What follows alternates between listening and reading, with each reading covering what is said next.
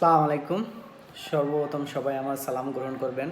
আজকে বাংলাদেশের বিষয় নিয়ে কিছু গুরুত্বপূর্ণ কথা বলবো। যদি ভুল ত্রুটি হয় ক্ষমার দৃষ্টিতে দেখবেন।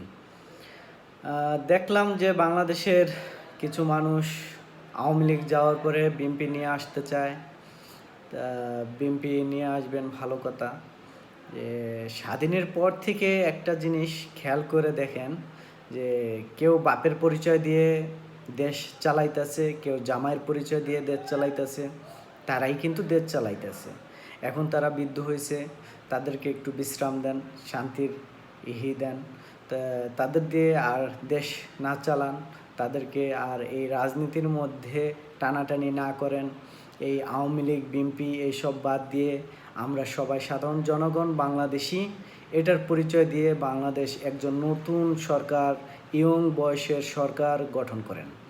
ওই দিকে না গিয়ে বাংলাদেশকে একটু খেয়াল করেন, বাংলাদেশে যেভাবে একটু উন্নত হবে ওই দিকে একটু খেয়াল করেন।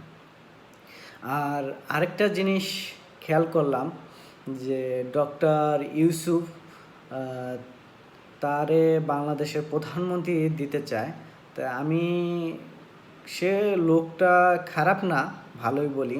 তাকে যে দিবেন সে বৃদ্ধ বয়সী মানুষ, তার এভাবে দিনকাল চলতে খুবই কষ্ট হয়। তারপরে তারে দিবেন, এটা এমন একটা পরিস্থিতি হবে। কিছু কিছু লোক আছে যে সে হয়েছে একটা নরমতরম মানুষ, কিছু কিছু লোক আছে তার উপরে সুপুরি রাখিয়া তারপরে সুপুরি ভেঙ্গে খাবে। এটাই দেশের নিয়ম হবে, আর এটাই পরিস্থিতি হবে। এটা এখন বুঝতে পারবেন না, পরবর্তীতে বুঝতে পারবেন। তা যাই হোক, আমরা সবাই এখন কম বেশি সবাই বুঝি যে আমাদের সবাই বুঝে একটা পরামর্শ নিয়ে বাংলাদেশের ইয়ং বা যুব সমাজ থেকে ভালো একজন দেখে, আলেম আওলা দেখে ভালো একজন দেশ চালাইতে পারবে এমন লোক নিয়ে আসি, যে ওই সব নিয়ে না এনে বাংলাদেশে ভালোভাবে পরিচালনা করতে পারবে এমন লোক আনি, বাংলাদেশে দিন কায়েম করতে পারবে এবং ধর্মীয়ভাবে ইসলামিকভাবে দেশ পরিচালনা করতে পারবে এমন একটা লোক নিয়ে আসি। তা সবাইকে আমার এই পর্যন্ত একটা মেসেজ ছিল। যদি কোনো ভুল ত্রুটি হয়ে থাকে ক্ষমার দৃষ্টিতে দেখবেন।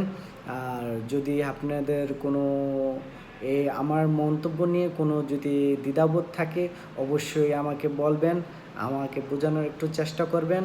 তা সবাইকে আমার সালাম। তা আজকের মতো এই পর্যন্তই।